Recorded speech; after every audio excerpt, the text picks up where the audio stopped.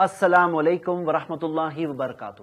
الحمدللہ والصلاۃ والسلام علی رسول اللہ وعلی آلہ وصحبہ اجمعین، اما بعد۔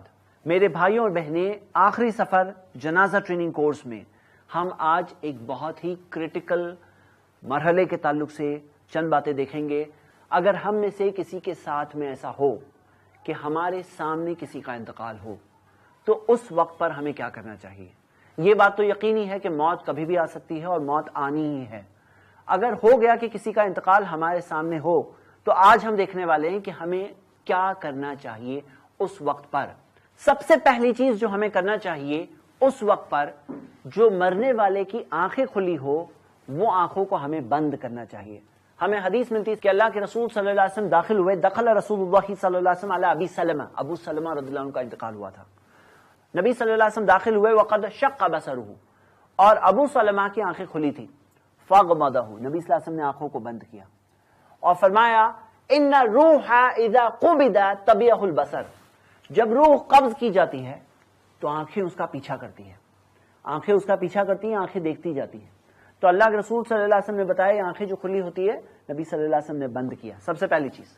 دوسری چیز ہمیں یہ کرنا چاہیے کہ اطلاع ملنے پر ہمیں کہنا چاہیے انا للہ و انا الیہ راجعون، کہ ہم اللہ ہی کے ہیں اور اللہ ہی کی طرف واپس لوٹنے والے ہیں۔ ہم اس بات کو جب کہتے ہیں تو ہمیں احساس ہونا چاہیے کہ ہم خود بھی اللہ کے پاس واپس لوٹیں گے، اور یہ لوٹنا ہی ہے کیونکہ ہم اس دنیا میں رہنے کے لیے نہیں آئے ہیں۔ یہ کہنے میں مقصد یہ ہے کہ ہم اس بات کو یاد دلائیں اپنے آپ کو کہ ہم خود بھی یہاں ہمیشہ نہیں رہنے والے ہیں اور اللہ کے پاس واپس ہم سب کو لوٹنا ہے۔ اسے کہنے کے بعد ہمیں مرنے والے کے لیے دعا کرنا چاہیے، جیسے کہ آتا ہے کہ اللہ کے رسول صلی اللہ علیہ وسلم نے ابو سلمہ رضی اللہ عنہ کے لیے دعا کی، اللہم اغفر لی ابی سلمہ، اے اللہ معاف کر دے ابو سلمہ کو، وارفع درجتہ، اور ان کے درجے کو بلند کر دے۔ تیسری چیز ہم یہ کریں گے کہ مرنے والے کو چادر سے ڈھانپ لیں۔ اللہ کے رسول محمد صلی اللہ علیہ وسلم کے بارے میں آتا ہے کہ جب نبی صلی اللہ علیہ وسلم کا انتقال ہوا، سجیہ ببرد حبرۃ، نبی صلی اللہ علیہ وسلم کو ایک یمنی چادر سے جس کے اوپر کچھ ڈیزائن تھی اس سے ڈھانپا ہوا تھا، اور ہم دیکھتے ہیں کہ وہ چادر چہرے پر ڈال دینا ہمیں ملتا ہے، مرنے والے کے چہرے کو کور کر لینا چاہیے۔ یہ الگ بات ہے کہ اللہ کے رسول صلی اللہ علیہ وسلم سے بھی ثابت ہے کہ انہوں نے عثمان بن مظعون رضی اللہ عنہ کو جب ان کا انتقال ہوا تو ان کے چہرے کو کھولا، اور اسی طرح ابو بکر رضی اللہ عنہ نے بھی جب نبی صلی اللہ علیہ وسلم کے انتقال کے بعد وہ آئے تو انہوں نے چہرے کو کھول کر کے پیشانی پر بوسہ دینا ہمیں ملتا ہے۔ اگر کوئی قریبی رشتہ دار ہے، قریبی دوست ہے، وہ کرنا چاہتا ہے تو وہ کر سکتا ہے۔ چہرہ اور سر ایک اور حال میں نہیں ڈھانپا جائے گا، وہ ہے کہ اگر مرنے والا محرم ہو، احرام کی حالت میں انتقال ہوا تو اللہ کے رسول صلی اللہ علیہ وسلم نے فرمایا وَلَا تُخَمِّرُوا رَأْسَهُ، اس کے سر کو، اور ایک اور حدیث میں آتا ہے چہرے کو بھی نہ ڈھانپو۔ اور نبی صلی اللہ علیہ وسلم نے فرمایا، بخاری کی حدیث ہے کہ وہ قیامت کے دن محرم جو احرام کی حالت میں ہو وہ اٹھے گا تلبیہ پڑھتے ہوئے۔ تو تیسری چیز جو ہم نے دیکھا کہ چادر سے مرنے والے کو ڈھانپ لیا جائے۔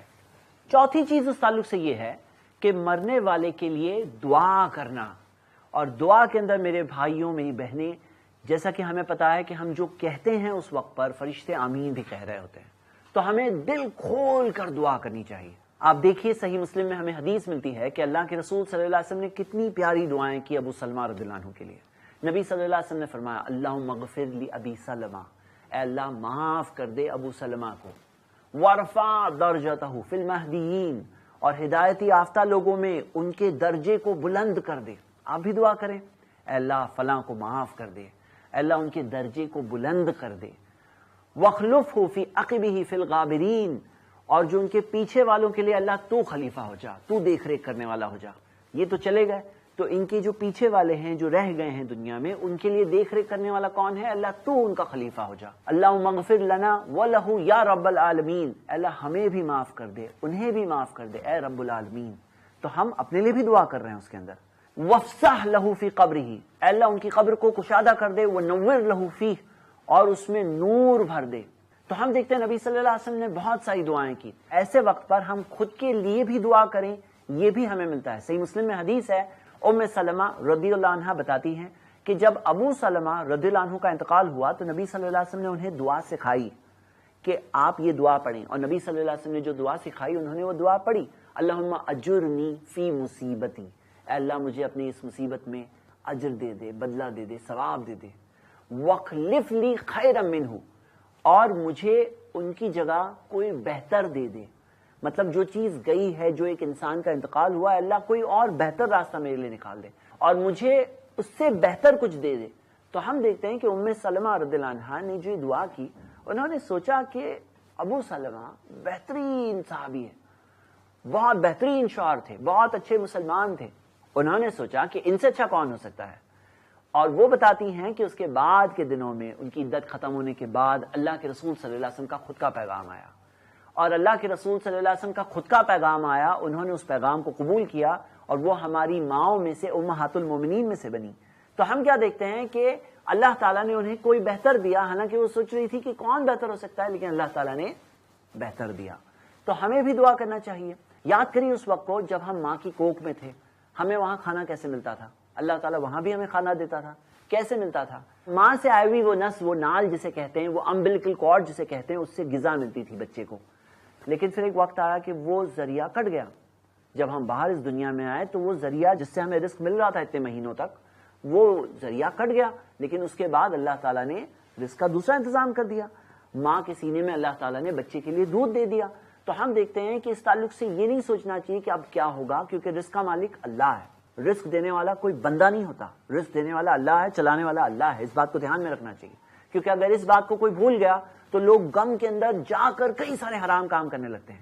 تو میرے بھائی اور میری بہنیں، یہاں پر اہم بات ہے، ہم نے پہلے آنکھیں بند کی، انا للہ و انا الیہ راجعون، چادر سے ڈھانپا، ہم نے دعا کی ان کے لیے، خود کے لیے، اور اللہ پر بھروسہ رکھا۔ بہت اہم بات ہے کہ اللہ تعالیٰ کے فیصلے کو قبول کرنا، یہ تقدیر میں پہلے سے ہے، جو چیز ہونی ہے اس چیز کو کچھ بھی کر کے ہم روک نہیں سکتے ہیں۔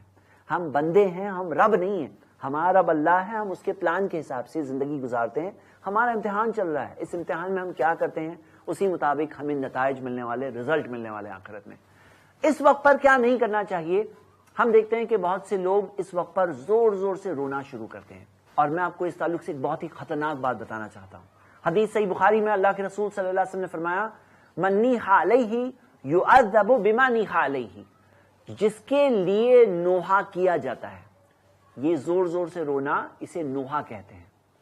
یہ جو زور زور سے چلا چلا کے نوحہ کرنا ہے، اس نوحہ کرنے کی وجہ سے جس کے لیے نوحہ کیا جا رہا ہے اسے عذاب دیا جائے گا۔ مطلب جن کے لیے نوحہ کیا جا رہا ہے انہیں عذاب دیا جائے گا نوحہ کرنے والوں کی وجہ سے۔ کیوں انہیں عذاب دیا جائے گا؟ اس حدیث کی کامنٹری میں علماء نے بتایا ہے کہ اگر انہوں نے خود وصیت کی تھی، یا انہوں نے دیکھا تھا، مرنے سے پہلے بھی ہو گیا ہوتا ہے شروع، کئی بار دیکھا تھا لیکن روکا نہیں، یا جانتے تھے کہ ہمارے معاشرے میں عورتیں کرتی ہیں نوحہ اور کبھی وصیت نہیں کی تھی میرے لیے مت کرنا، اور اس چیز سے یا تو خوش تھے، یا تو خود حکم دیا، یا تو راضی تھے، یا تو اس سسٹم کا حصہ وہ خود بھی تھے، تو انہیں بھی عذاب دیا جائے گا۔ تو ایسے وقت پر ہمیں روکنا چاہیے۔ دیکھیے، اسلام نے رونے سے منع نہیں کیا ہے۔ ہمیں ملتا ہے کہ آنکھوں میں اگر آنسو آ جائے تو اللہ کے رسول صلی اللہ علیہ وسلم نے کہا کہ یہ تو رحم ہے جو اللہ نے بندوں کے دل میں ڈالا ہے۔ وَإِنَّمَا يَرْحَمُ اللَّهُ مِنْ عِبَادِهِ الرُّحَمَاء، اللہ تعالیٰ بندوں میں انہی پہ تو رحم کرتا ہے جو خود رحم کرتے ہیں۔ صحیح بخاری کی حدیث ہے۔ تو یہاں آنکھوں سے آنسو آنا منع نہیں، جیسے خود دیکھا گیا نبی صلی اللہ علیہ وسلم کی آنکھوں میں آنسو آئے تھے، جیسے ابراہیم ان کے بیٹے کا انتقال ہوا تھا تو اس وقت پر لوگوں نے ان کی آنکھوں میں آنسو دیکھا، تو نبی صلی اللہ علیہ وسلم نے فرمایا کہ آنکھوں میں آنسو آتے ہیں، دل کو غم محسوس ہوتا ہے، لیکن زبان سے وہی کہتے ہیں جس سے اللہ راضی ہے۔ تو ہمیں ایسے وقت پر آنسو آ جائے یا دل میں غم ہو تو کوئی غلط بات نہیں ہے، لیکن چلا چلا کے رونا یا آواز بلند کرنا، یا ہم دیکھتے ہیں کہ اپنے گالوں کو پیٹنا یا گریبان کو پھاڑنا، تو اللہ کے رسول صلی اللہ علیہ وسلم نے فرمایا لیسا منا، وہ ہمارے ماننے والوں میں سے نہیں ہے۔ من لطم الخدود، جو اپنے گالوں کو پیٹے، وشق الجیوب، اپنے گریبان کو، کپڑوں کو پھاڑے اور جاہلیت کی پکارے۔ صحیح بخاری کی حدیث ہے۔ تو ہم دیکھتے ہیں کہ کبھی کبھار ایسے بھی کہیں دیکھا جاتا ہے کہ عورتوں میں خاص طور سے اس طرح کا ایک جیسے کمپٹیشن شروع ہو جاتا ہے، کوئی ایک عورت چلا چلا کے رو رہی ہے اور دوسری نہیں رو رہی ہے، تیسری نہیں رو رہی ہے، تو دوسری عورتیں کہتی ہیں کہ دیکھو اس کے دل میں کتنے احساس ہیں ان کے لیے، یہ اس کے دل میں تو کچھ بھی نہیں ہے، دیکھو اس سے تو کچھ ہو ہی نہیں رہا ہے۔ اور اسے دیکھو کیسے رو رہی ہے, دیکھو کتنا اس کے درد ہو رہا ہے, کتنی تکلیف ہو رہی ہے, کتنے غم میں ہے وہ. تو اب کمپٹیشن ایک طرح کا شروع ہو جاتا ہے. اب کمپٹیشن میں دوسری بھی زور زور سے چلانے لگتی ہے, پھر پورا ماحول اور فضا بنتی ہے. ہم دیکھتے ہیں کہ نبی صلی اللہ علیہ وسلم نے کہا یہ سب جاہلیت کی چیزوں میں سے ہے, یہ سب چیزیں منع ہے, اور اس کی وجہ سے انہیں خود بھی گناہ ہوتا ہے اور مرنے والے کو بھی تکلیف ہوتی ہے. تو میں اس بات کے تعلق سے آپ سب کو ابھاروں گا, اور میں نے دیکھا ہے کہ ایسی سچویشن میں اگر ایک بھی سمجھدار آدمی ہوتا ہے نا, وہاں پر ایک بھی سمجھدار آدمی ہوتا ہے, یا عورت ہوتی ہے, یا بہن ہوتی ہے, بھائی ہوتا ہے, تو وہ وہاں پر سچویشن کو کنٹرول کر سکتے ہیں کہ ایسا مت کرو, نہیں ایسا نہیں کرو گے, چلا مت, آواز مت کرو. رونا ہے, اگر آنکھوں میں آنسو آ رہے ہیں, نو پرابلم, لیکن چلانا, زور زور سے چلانا, اس کی وجہ سے یعذب بما نیح علیہ, جس کے لیے نوحہ کیا جا رہا ہے اسے عذاب دیا جائے گا.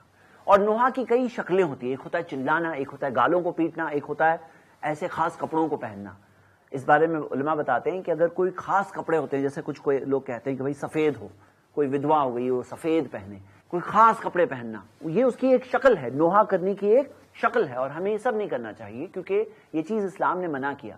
یہ اللہ کا فیصلہ ہے, ہم اللہ کے فیصلے سے راضی ہیں. انا للہ و انا الیہ راجعون. اللہ ہم تیرے ہی ہیں, ہم اللہ ہی کے ہیں, ہم یہاں رہنے کے لیے تھوڑی آئے ہیں, یہ دنیا تھوڑی ہماری اصل جگہ ہے, کوئی ہمیشہ رہا ہے کہ ہم رہیں گے. تو یہ اللہ کے فیصلے کو قبول کرنا بہت ضروری ہوتا ہے. اب ہم دیکھتے ہیں کہ بہت سے لوگ کئی ساری چیزیں کرتے ہیں, اور وہ بتا دینا ضروری ہے, کچھ لوگ ایسے کپڑے سے باندھ دیتے ہیں اور ٹائٹ باندھ دیتے ہیں, ایسے قرآن و حدیث میں کہیں نہیں.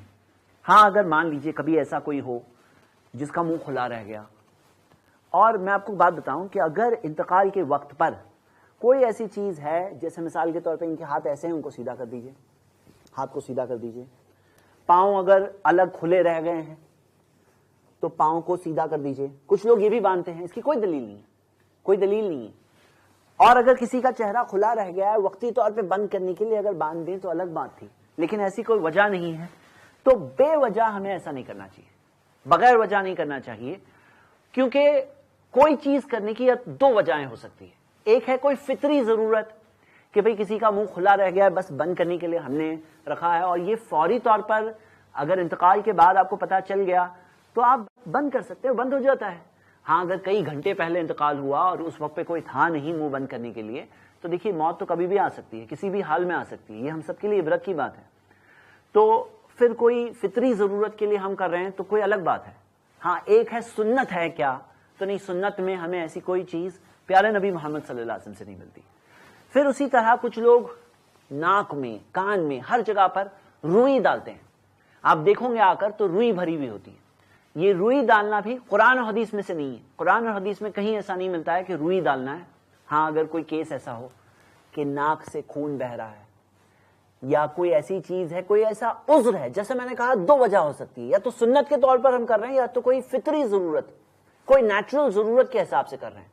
تو اگر ایسی کوئی ضرورت ہے, خون نکل کے بہ رہا ہے, آپ نہیں چاہتے کہ خون نکلے, تو آپ ناک میں وہ ڈال دیتے ہیں, تو الگ بات ہے, پھر ہم اس ضرورت کے لیے کر رہے ہیں. کچھ لوگ یہاں تک آ کے یہاں رانوں کو باندھ دیتے ہیں, پیٹ پر کوئی وزن رکھتے ہیں, بولتے ہیں نہیں تو پیٹ پھگنے لگتا ہے. ایسا کچھ نہیں ہے, کوئی ایسی چیز نہیں ہے. کوئی اگر کوئی اسپیشل میڈیکل کیس ہے, کوئی ایسی کوئی اسپیشل میڈیکل حالات ہے, اس کے لیے کرے تو الگ بات ہے, لیکن نارمل کیسز میں کوئی ضرورت نہیں ہے ایسی. تو ایسے وقت پر اگر آپ کو پتا ہے تو آپ گھر والوں کو بتائیں, اور لوگوں کو صحیح چیز بتا کر اس چیز کی رہنمائی کریں. تو رہنمائی دو اعتبار سے ضروری ہے. ایک ہے ذہنی طور پر کہ لوگ غلط چیز کی طرف, ایمان کھونے والی باتیں, کفر والی باتیں, اللہ کی نافرمانی والی باتیں, اللہ کو ناراض کرنے والی باتیں نہ کہیں. اور دوسری چیز کہ عملی طور پر جو کام کر رہے ہیں وہ ویسے ہی کام کریں جو قرآن و سنت سے ثابت ہے. مثال کے طور پر امام خطیب بغدادی نے ایک حدیث کو جمع کیا حسن سند سے.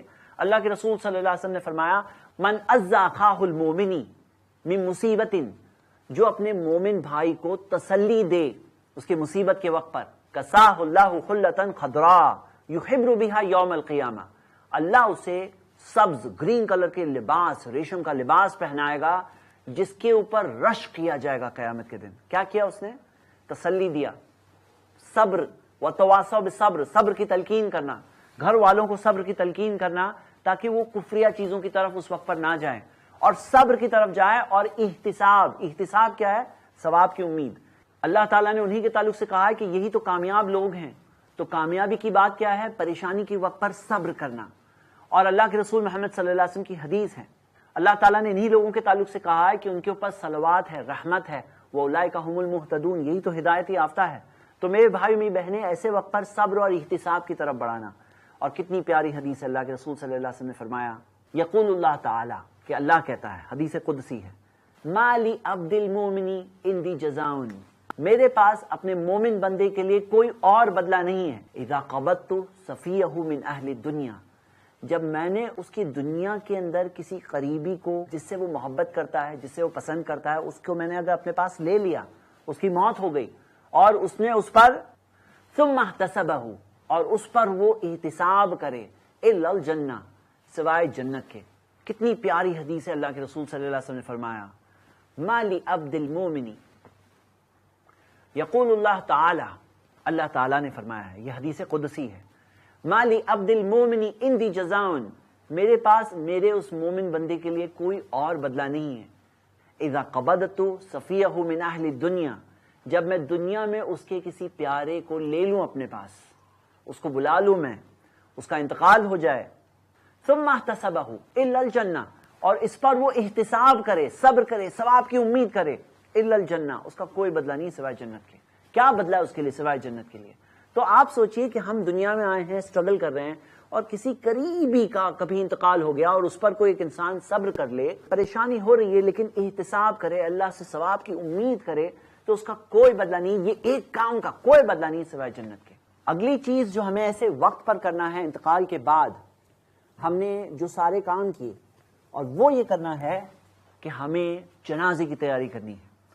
اللہ کے رسول صلی اللہ علیہ وسلم کی مشہور حدیث ہے، اسرعوا بالجنازہ، جنازے میں جلدی کرو، فإن تکن صالحۃ فخیر تقدمونها، اگر وہ نیک ہے تو انہیں اپنے مقام تک جلدی پہنچاؤ، وإن یکن سوا ذلک، اگر نیک نہیں ہے، فشر تدعونہ عن رقابکم، تو اپنی گردن سے اس بوجھ کو ہٹاؤ۔ صحیح بخاری کی حدیث ہے۔ تو ہم دیکھتے ہیں کہ یہ حدیث پر عمل کرتے ہیں لوگ، جب جنازہ لے جاتے ہیں جلدی چلتے ہیں، اسرعوا بالجنازہ، جنازے میں جلدی کرو۔ تو کیا جلدی صرف اسی وقت پہ سوچتی ہے یا پہلے بھی کوئی جلدی ہے؟ ہم کیا دیکھتے ہیں کہ بہت سارے لوگ اس میں اتنا لیٹ کرتے ہیں، اللہ مستعان، کہ جیسے کہ جسم سے جو باڈی ہے اس سے ایک طرح سے بو آنے لگتی ہے، باڈی جیسے کہ سڑنا شروع ہو جاتی ہے، پھر لوگ کہتے ہیں اے سی چلاؤ یا برف لا کے رکھو نیچے۔ ایسے نہیں ہونا چاہیے، اس چیز میں تاخیر نہیں کرنا چاہیے، اس چیز میں جلدی کرنا چاہیے۔ تو ہمیں کیا کرنا ہے؟ جنازے کی تیاری کرنا شروع کرنا چاہیے، اب غسل، کفن، وہ مرحلے کی طرف جلد سے جلد آگے بڑھنا چاہیے۔ ایک چیز اور کریے ایسے وقت پر کہ لوگوں میں ایک انفارمیشن اعلان بھیج دیجیے، تاکہ رشتہ داروں کو پتا چل جائے، تاکہ دوست احباب کو پتا چل جائے، مسجد والوں کو پتا چل جائے، تاکہ لوگ جنازے کی نماز کے لیے آئیں، کیونکہ ہمیں خاص فضیلت ملتی ہے جو حدیث میں آپ کو بتانے والا ہوں، کہ کوئی شخص کے لیے 40 لوگ لا یشرکون باللہ شیء، جو اللہ کے ساتھ کسی کو شریک نہیں کرتے، جو اس کے لیے دعا کرے، اس کی خاص فضیلت ملتی ہے۔ 100 لوگ اس کے لیے جنازے کی نماز میں شریک ہے، اس کی خاص فضیلت ملتی ہے۔ تو ہمیں انفارمیشن کم سے کم اتنی پہنچا دینا چاہیے، ایک میسج ٹائپ کر کے لوگوں کو بھیج دیں، کچھ لوگوں کو فون کال کر لیں، رشتہ داروں کو بتا دیں، تاکہ وہ لوگ جنازے کی نماز میں آ کے شامل رہیں، اس کی اپنی فضیلت ہے۔ صحیح بخاری میں حدیث ہے، ان رسول اللہ صلی اللہ علیہ وسلم نعى النجاشی فی یوم الذی مات فیہ، نبی صلی اللہ علیہ وسلم نے نجاشی کی موت کا اعلان کیا اس دن جس دن موت ہوئی تھی۔ ایک اور حدیث میں آتا ہے جو صحیح بخاری میں ہے کہ اللہ کے رسول صلی اللہ علیہ وسلم نے فرمایا، استغفروا لاخیکم، اپنے اس بھائی کے لیے مغفرت کی دعا کرو۔ تو ہم کیا دیکھتے ہیں کہ یہ ایسے قسم کا اعلان کر دینا، انفارمیشن، اس میں پرابلم نہیں ہے۔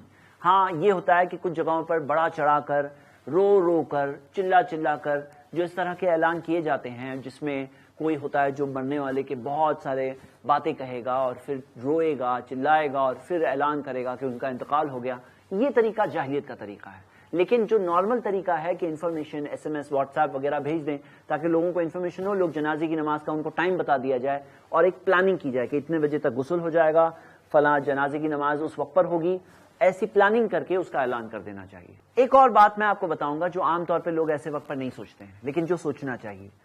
حدیث پہلے آپ کو بتا دوں، صحیح بخاری میں حدیث ہے کہ اللہ کے رسول صلی اللہ علیہ وسلم کے پاس جب جنازہ لایا جاتا تو اللہ کے رسول صلی اللہ علیہ وسلم پوچھتے، فہل علیہ دین، کیا ان کے اوپر کوئی قرضہ باقی ہے؟ اور اگر لوگ کہتے کہ ہاں قرضہ باقی ہے تو نبی صلی اللہ علیہ وسلم پوچھتے، حل ترک شیئن، کیا انہوں نے کچھ چھوڑا ہے قرضہ ادا کرنے کے لیے؟ اگر ان کی پراپرٹی سے وہ قرضہ ادا ہو سکتا ہے تو نبی صلی اللہ علیہ وسلم جنازے کی نماز پڑھتے، لیکن اگر مرنے والے نے کچھ چھوڑا نہیں ہے جس سے کہ ان کا قرضہ ادا ہو تو اللہ کے رسول صلی اللہ علیہ وسلم فرماتے صلو علی صاحبکم، اس تمہارے ساتھی کی نماز تم لوگ ہی پڑھاؤ۔ ہم کیا دیکھتے ہیں کہ نبی صلی اللہ علیہ وسلم قرضے کے تعلق سے پوچھا کرتے تھے اور انہوں نے ترغیب بھی یہی دی۔ حدیث کیا ہے؟ نفس المومن معلقۃ بدینہ حتی یقضی عنہ، مومن کا معاملہ معلق رہتا ہے، ہینگنگ رہتا ہے، لٹکا رہتا ہے برزخ میں، حالت برزخ میں، موت اور قیامت سے بیچ کا جو وقت ہے اس میں وہ مومن کا معاملہ لٹکا رہے گا یہاں تک کہ اس کا قرضہ ادا نہ ہو جائے۔ تو ہم دیکھتے ہیں لوگ اس بارے میں دھیان نہیں دیتے ہیں، لیکن ہمیں کچھ اس بارے میں کرنا چاہیے کہ کوئی قرض دار ہو تو اس کو بول دینا چاہیے کہ آپ کا کوئی قرضہ باقی ہم لوگ پے کریں گے، اپنے اوپر لے لیں یا ان کی پراپرٹی سے ہم دے دیں گے آپ کو۔ ایک اور کام اس وقت پہ کرنا چاہیے، سنن ابو داؤد میں حدیث ملتی ہے ہمیں، اصنعوا لآل جعفر طعاما، نبی صلی اللہ علیہ وسلم نے جعفر رضی اللہ عنہ کے انتقال کے بعد، جب وہ شہید ہوئے تھے اس کے بعد نبی صلی اللہ علیہ وسلم نے فرمایا اصنعوا لآل جعفر طعاما، جعفر کے گھر والوں کے لیے کھانا بناؤ۔ اپنی بیویوں سے کہا کہ تم لوگ کھانا بناؤ، فإنه قد أتاهم أمر شغلهم، کیونکہ ابھی ان کے اوپر ایک ایسا معاملہ ہے جس میں وہ لوگ مشغول ہیں۔ تو ایسے وقت پر وہ جن کے گھر میں انتقال ہوا ہے، موت ہوئی ہے، ہم کیا ایکسپیکٹ کرتے ہیں کہ وہ لوگ کھانا بنائیں گے؟ آج ایسے وقت پر ان کی مدد کرنا چاہیے، پڑوسی ہو، قریبی رشتہ دار ہو، جیسے نبی صلی اللہ علیہ وسلم کے چچا زاد بھائی تھے جعفر رضی اللہ عنہ، تو نبی صلی اللہ علیہ وسلم نے اپنی فیملی کے لوگوں سے کہا، عورتوں سے کہا کہ تم لوگ کھانا بنا کر کے بھیجو۔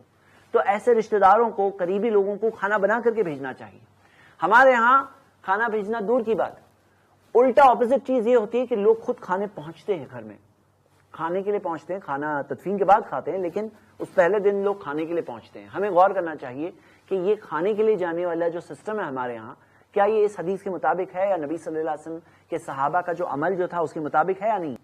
ایک اور چیز جو بہت اہم ہے ایسے وقت پر، اور وہ ہے کہ جو عورت کے شوہر کا انتقال ہوا اب اس کی عدت شروع ہو گئی ہے، وہ عدت ہے 4 مہینے 10 دن، اور اللہ کے رسول محمد صلی اللہ علیہ وسلم نے فرمایا، ابو داؤد میں حدیث موجود ہے، المتوفى عنها زوجها لا تلبس معصفر من الثياب ولا ممشقہ، وہ عورت جس کے شوہر کا انتقال ہوا ہے وہ رنگیلے، بہت بھڑکیلے رنگیلے، اورنج کلر، پیلے کلر، لال کلر کے کپڑے نہیں پہنے گی، ولا الحلیہ، نہ زیورات پہنے گی، ولا تختضب ولا تکتحل، نہ وہ حنا لگائے گی، مہندی، نہ وہ کاجل لگائے گی، اور ہم دیکھتے ہیں صحیح مسلم کی ایک اور حدیث میں ملتا ہے نہ وہ عطر لگائے گی۔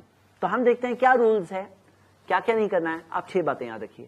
نمبر 1، بہت ہی کلرفل قسم کے کپڑے نہیں پہنیں گی۔ اس کا مطلب یہ نہیں ہے کہ سفید پہننا ہے، سفید پہننا یہ کہیں نہیں ہے، یا کالے پہننا یہ کہیں نہیں ہے۔ ہاں بہت ہی کلرفل، جیسے شادی جیسے کپڑے ہوتے ہیں، بہت کلرفل قسم کے کپڑے نہیں پہنیں گی، تھوڑے ہلکے کلر والے کپڑے پہنیں گی۔ نمبر 2، وہ کاجل نہیں لگائیں گی۔ اسی سے استدلال کرتے ہوئے ہمیں ملتا ہے کہ میک اپ، لپسٹک، پاؤڈر وغیرہ نہیں لگائیں گی وہ، اور زیورات نہیں پہنے گی، مہندی نہیں لگائیں گی۔ 5ویں چیز، ابو سعید خدری رضی اللہ عنہ کی بہن فریحہ بنت مالک، ان کے بارے میں آتا ہے کہ ان کے شوہر کا انتقال ہوا تھا اور انہوں نے کچھ چھوڑا نہیں تھا، تو انہوں نے نبی صلی اللہ علیہ وسلم سے اجازت مانگی کہ کیا وہ اپنے شوہر کے گھر کو چھوڑ کے جا سکتی ہیں، تو اللہ کے رسول صلی اللہ علیہ وسلم نے شروع میں تو کہا جا سکتی ہیں، پھر بعد میں نبی صلی اللہ علیہ وسلم پر وحی آئی، انہوں نے واپس بلوایا اور کہا کہ نہیں جا سکتی ہیں۔ اور یہی قاعدہ بعد میں عثمان رضی اللہ عنہ کے ٹائم پہ جب وہ خلیفہ بنے تو انہیں بلایا گیا اس مسئلے کو بتانے کے لیے، انہوں نے یہی مسئلہ بتایا۔ تو ہم دیکھتے ہیں اس سے ہمیں بات کیا ملتی ہے کہ جن کے شوہر کا انتقال ہوا وہ شوہر کے گھر کو، جس گھر میں وہ تھی شوہر کے ساتھ، اس گھر کو چھوڑ کر نہیں جا سکتی، سوائے کوئی بہت بڑی سیفٹی کی سچویشن آ گئی تو الگ بات ہے، نہیں تو نارمل طور پر وہ وہیں پہ رہے گی۔ یہ 5ویں بات ہے۔ اور 6ٹھی بات یہ ہے کہ انہیں کوئی پروپوزل نہیں ملتا، یہ 4 مہینے 10 دن کی عدت میں، یاد رکھیں گے 4 مہینے 10 دن کی عدت ہے۔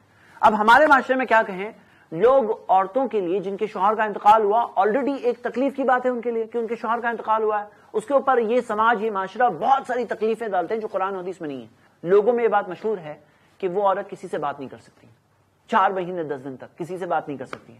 اس کے جواب میں شیخ ابن باز نے فتویٰ اسلامیہ میں کہا ہے، وہ بولے جتنا بات کرنا ہے کر سکتی ہے، جس سے چاہے کر سکتی ہے، ہاں غلط باتیں نہ کریں۔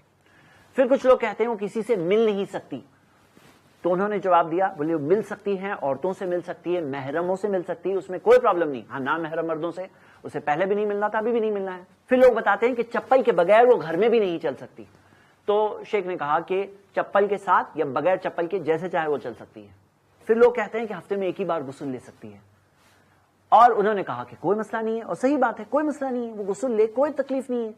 تو یہاں پر لوگوں نے اس طرح کی سسٹم بنایا کہ وہ عورت کے لیے اور زندگی تنگ بات نہیں کر سکتی، مل نہیں سکتے، کسی سے ہاتھ نہیں ملا سکتی، چاند کی روشنی میں نہیں جا سکتی، وہ باہر کسی کام سے جانا پڑے جا سکتی ہے، کالج یونیورسٹی وغیرہ پڑھائی، یا کبھی مجبوری سچویشن ہے جاب کے لیے بھی جانا تھا، جا سکتی ہے، ہاں رات گھر میں گزارے اپنے شوہر کے گھر میں۔ تو ہم دیکھتے ہیں یہ ہے عدت کا کنسپٹ۔ ایک اور بات ہے کہ معاشرے کے جو لوگ ہیں اب بات کرنا شروع کرتے ہیں، میں ان کی بات نہیں کر رہا ہوں، جن کا انتقال ہوا ان کی بات کر رہا ہوں، تو بات کرنا شروع کرتے ہیں، اس کے تعلق سے ایک رہنمائی ہے۔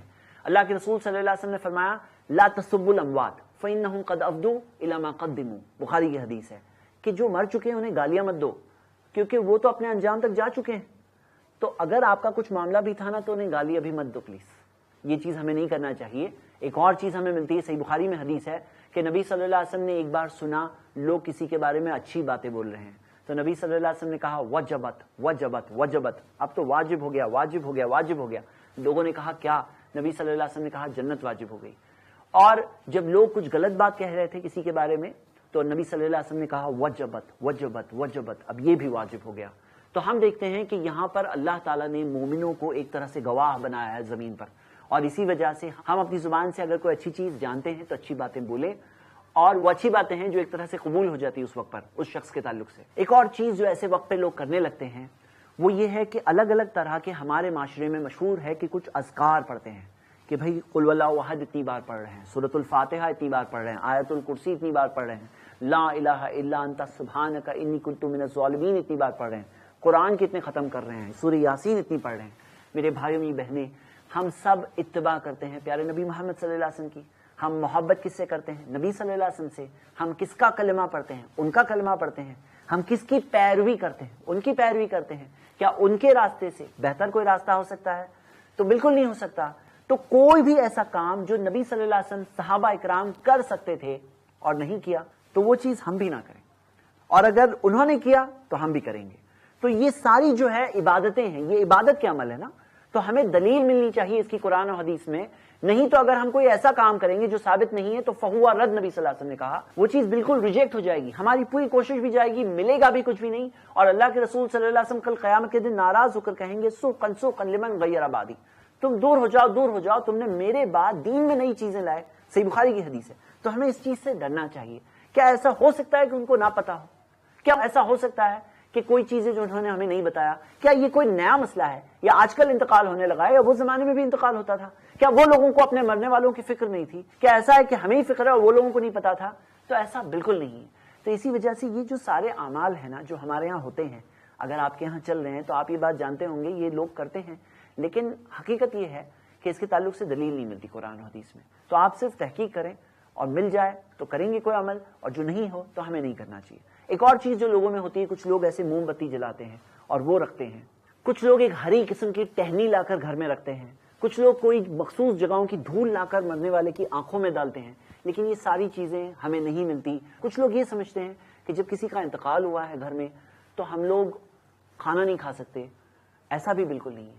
تو یہ چند باتیں تھی جو آج کے اس پروگرام میں نے آپ کے سامنے رکھی، کیا ہمیں کرنا چاہیے، کیا چیزیں کرنا ثابت نہیں ہیں، اور ہم سب کے لیے کافی ہے جو ہم پیارے نبی محمد صلی اللہ علیہ وسلم کو کرتے پائے، اور جو ہم ان کے راستے پر چلیں گے تو یقیناً کامیاب ہو جائیں گے۔ اسی میں ہمارے لیے بھی بھلا ہے، ہمارے مرنے والوں کے لیے بھی بھلا ہے۔ اللہ سے دعا ہے اللہ ہم سب کو نبی صلی اللہ علیہ وسلم کی سنتوں پر چلنے کی توفیق دے۔ آمین وآخر دعوانا ان الحمدللہ رب العالمین۔ الحمدللہ، اس سیریز کو چاند نور اینڈ فیملی نے اپنی والدہ نور جہاں بیگم کے صدقہ جاریہ کے لیے اسپانسر کیا ہے۔